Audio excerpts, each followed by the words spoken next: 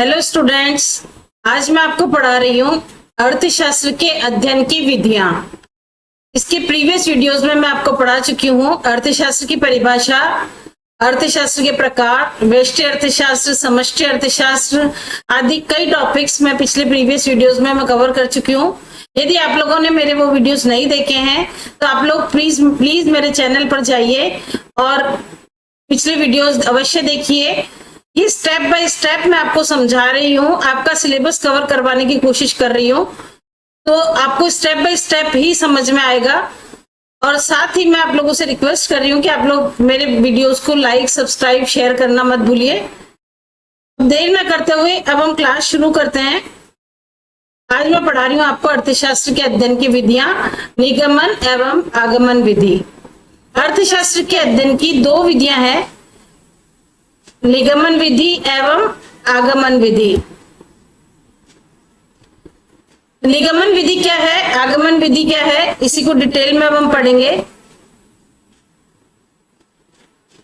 आर्थिक ज्ञान निर्माण के दो तरीके हैं। अर्थशास्त्री तर्क के माध्यम से नियमों और सिद्धांतों तक पहुंचते हैं। दो तरीके होते हैं नियम और सिद्धांत बनाने के। या तो हम सामान्य तथ्य को स्वीकार करते हैं और विशिष्ट विशिष्ट की ओर बढ़ते हैं, और या फिर हम विशिष्ट पर हम अध्ययन करते हैं और उससे सामान्य तथ्य क्रिएट करते हैं। तो निगमन विधि का उदाहरण यदि मैं कहूं तो मैं ये कहूं कि यदि इस सामान्य तथ्य यह है कि यदि स्टूडेंट साल भर अच्छे से मेहनत करेंगे तो निश्चित रूप से उनके अच्छे नंबर आएंगे। तो एक सामान्य तथ्य को हमने स्वीकार किया और उसके आधार पर हमें निर्णय लेते हैं कि कोई भी एक्स या वाई अगर कोई स्टूडेंट है और उसने किस तरह से अपना साल भर तैयारी की है, तो उसके आधार पर हम उनके रिजल्ट को प्रेडिक्ट कर सकते हैं कि उसका रिजल्ट अच्छा रहेगा। तो ये कहलाती है निगमन विधि। दूसरी है आगमन विधि। आगमन विधि के अंतर्गत हम अवलोकित तथ्यों और वास्तविक आंकड़ों से सामान्यीकरण और आर्थिक नियमों की ओर बढ़ते हैं। मतलब इसमें पहले से कुछ नहीं माना जाता, इसमें वास्तविक आंकड़ों के माध्यम से हम ऑब्जर्वेशंस करते हैं और उसके बाद उसके एनालिसिस करके और उसके रिजल्ट निकालकर हम आर्थिक ज्ञान का निर्माण करते हैं। तो वो कहलाती है आगमन विधि। आगमन विधि विशिष्ट से सामान्य की ओर चलती है, जबकि निगमन विधि सामान्य से विशिष्ट की ओर चलती है।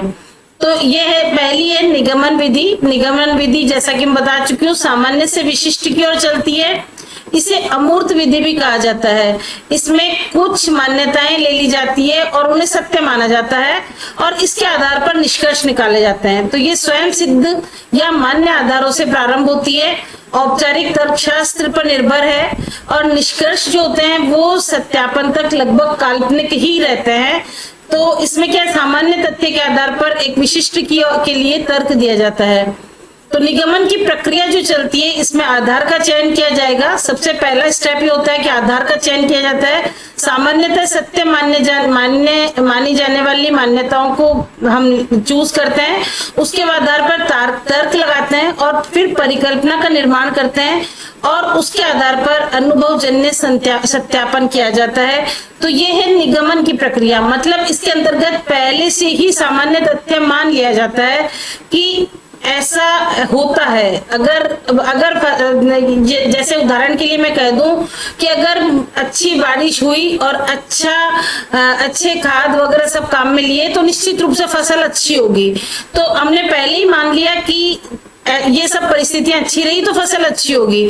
तो उसके आधार पर हम निष्कर्ष निकाल लेते हैं कि अब इस वर्ष जो है वो फसल कैसी रह सकती है। तो उसको कहते हैं सामान्य से विशिष्ट की ओर गमन, और यह है निगमन की प्रक्रिया। दूसरी होती है निगमन विधि के गुण एवं सीमाएं। निगमन विधि जो है सरल है, तार्किक है और समय की बचत करने वाली है। इसमें मतलब ये सरल विधि है। बहुत जगह हमें निगमन विधि का ही प्रयोग करना पड़ता है क्योंकि समय इतना ज्यादा नहीं होता है हमें निष्कर्ष निकालने के लिए। तो यहाँ ये तार्किक भी है और समय की बचत होती है इसमें। इसके आधार पर सटीक सार्वभौमिक रूप से नियम प्रदान करती है। अधिकांश आर्थिक सिद्धांत का आधार यही है, लेकिन इसके साथ साथ में इस नियम के दोष भी है। निष्कर्ष केवल आधारों पर ही आधारित होते हैं, इसलिए मान्यताओं पर आधारित होते हैं। अगर मान्यताएं सही नहीं है तो फिर इसके निष्कर्ष भी सही नहीं आएंगे। तो मान्यताएं जो है वास्तविक व्यवहार को नहीं दर्शाती है। और सिद्धांत के तथ्यों से हट जाने का भी जोखिम हमेशा रहता है। उसके बाद आती है आगमन विधि। आगमन विधि में क्या है, विशिष्ट से सामान्य की ओर जाएंगे। मतलब इसमें क्या होगा कि अवलोकित तथ्य लिए जाएंगे, मतलब हम मूल्य के, बिक्री के आंकड़े इकट्ठे करेंगे, कीमत और बिक्री का स्तर या फिर आउटपुट और कीमत के स्तर के आंकड़े इकट्ठे करेंगे, उन आंकड़ों का वर्गीकरण करेंगे, वर्गीकरण करके उन आंकड़ों के मध्य हम सहसंबंध वगैरह निकालेंगे और उसके आधार पर एक सामान्य नियम बनाएंगे, तो उसको हम कहते हैं आगमन विधि। इसके अंतर्गत ऐतिहासिक विधि भी इसे कहा जाता है। ये वास्तविक आर्थिक तथ्यों या आंकड़ों के अवलोकन से प्रारंभ होकर उस प्रमाण के वर्गीकरण और विश्लेषण के माध्यम से सामान्य निष्कर्ष की ओर पहुंचती है, तो इसे कहलाती है आगमन विधि। ये इसमें क्या होता है, सबसे पहले तथ्य इकट्ठे किए जाते हैं, आंकड़े इकट्ठे किए जाते हैं और उसके बाद उन आंकड़ों का वर्गीकरण, तुलना की जाती है और उसके बाद उसका एनालिसिस करके फिर निष्कर्ष निकाले जाते हैं। तो आगमन की प्रक्रिया शुरू होती है अवलोकन से, उसके बाद डेटा कलेक्शन किया जाता है, वर्गीकरण किया जाता है, विश्लेषण किया जाता है और उसके बाद सामान्यीकरण किया जाता है। तो ये प्रक्रिया रहती है आगमन की प्रक्रिया। अब आगमन विधि के गुण और दोष। आगमन विधि जो है ये वास्तविक है, सत्यापन योग्य है, तथ्यों पर आधारित है। इसमें तो हमारे पास खुद के पास ही आंकड़े हैं, हम खुद आंकड़ों से निष्कर्ष निकालते हैं। तो ये निष्कर्ष जो होते हैं ज्यादातर वास्तविक आर्थिक व्यवहार को दर्शाते हैं, सिद्धांतों की जांच और परिष्करण में भी उपयोगी है और अनुभवजन्य व अर्थमितीय शोध का ये आधार है। लेकिन इसके दोष भी है, क्योंकि ये बहुत ही खर्चीली विधि है, इसमें समय लगता है और आंकड़ों की गहन प्रक्रिया है इसके अंतर्गत, और ये बड़े विश्वसनीय व निष्पक्ष नमूनों की आवश्यकता होती है। जो सैंपल हम लेंगे वो भी बड़े होने चाहिए, निष्पक्ष होने चाहिए। अगर वहां पर अगर बायस्ड सैंपल ले लिए तो निष्कर्ष भी गलत आएंगे। सामान्यीकरण सभी परिस्थितियों में लागू नहीं होता है और इसलिए इस आगमन विधि के भी गुण और दोष दोनों हैं। उसके बाद आती है तुलना, निगमन और आगमन विधि की तुलना। तो अगर तुलना का आधार अगर दिशा देखा जाए तो निगमन विधि सामान्य से विशिष्ट की ओर चलती है, जबकि आगमन विधि विशिष्ट से सामान्य की ओर चलती है। इसका प्रारंभिक बिंदु होता है मान्यताएं, जबकि इसका प्रारंभिक बिंदु होता है तथ्य। और इसे अमूर्त विधि भी कहते हैं, इसे अनुभवजन्य विधि कहते हैं। प्रमुख उपकरण जो होते हैं इसके तर्कशास्त्र होता है और इसके प्रमुख उपकरण होते हैं सांख्यिकी और आंकड़ों का संग्रहण। तो मुख्य जोखिम जो है इसमें ये अवास्तविक मान्यताओं पर आधारित हो सकती है और इसमें नमूना जो सैंपल हम लेते हैं वो बायस्ड हो सकता है, पक्षपातपूर्ण हो सकता है। तो ये जोखिम इसमें रहती है। दोनों विधियां निष्कर्ष के रूप में हम कह सकते हैं कि आधुनिक अर्थशास्त्र शायद ही कभी केवल एक विधि पर निर्भर करता है। तो जैसा कि डॉक्टर मार्शल का एक तथ्य भी है कि जिस प्रकार चलने के लिए दोनों पैरों की आवश्यकता होती है, ठीक उसी प्रकार आर्थिक सिद्धांतों के निर्माण के लिए या फिर आर्थिक समस्याओं के विश्लेषण के लिए दोनों ही विधियों की आवश्यकता होती है। निगमन एवं आगमन विधि दोनों ही विधियों की आवश्यकता होती है। निगमन के अंतर्गत सिद्धांत लिए जाएंगे और पूर्वानुमान लगाए जाएंगे, आंकड़े लिए जाएंगे, फिर सत्यापन किया जाएगा आगमन के अंतर्गत।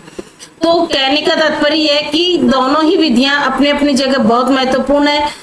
अब उदाहरण के लिए अगर हम ये कहें कि यदि महिलाएं शिक्षित होगी तो सशक्त होगी, तो पहले से ये मान लेते हैं कि शिक्षित है तो सशक्त है। तो इस आधार पर अगर निर्णय लिया जाता है कोई XYZ महिला है तो उसका एजुकेशन लेवल देखकर एक पूर्वानुमान लगाया जा सकता है। तो ये हो जाएगी निगमन विधि। और दूसरी विधि है शिक्षित महिलाओं के सैंपल लिए जाएंगे, उनके सशक्तिकरण का लेवल देखा जाएगा और उसके आधार पर अनुमान लगाया जाएगा, तो वो कहलाएगी आगमन विधि। तो इस कारण दोनों ही विधियां अपनी अपनी जगह महत्वपूर्ण है। दोनों ही विधियों के बिना आर्थिक सिद्धांतों का निर्माण विश्लेषण नहीं किया जा सकता। तो जिस प्रकार चलने के लिए दोनों पैरों की आवश्यकता है, ठीक उसी प्रकार आर्थिक सिद्धांतों के निर्माण के लिए भी दोनों ही विधियों की आवश्यकता है। तो आप लोग ये टॉपिक अच्छे से आप लोग पढ़िए और अगर किसी प्रकार की आपको प्रॉब्लम है तो आप मुझे कमेंट सेक्शन में लिखिए। मैं आपकी प्रॉब्लम्स दूर करने की पूरी कोशिश करूंगी। Thank you very much.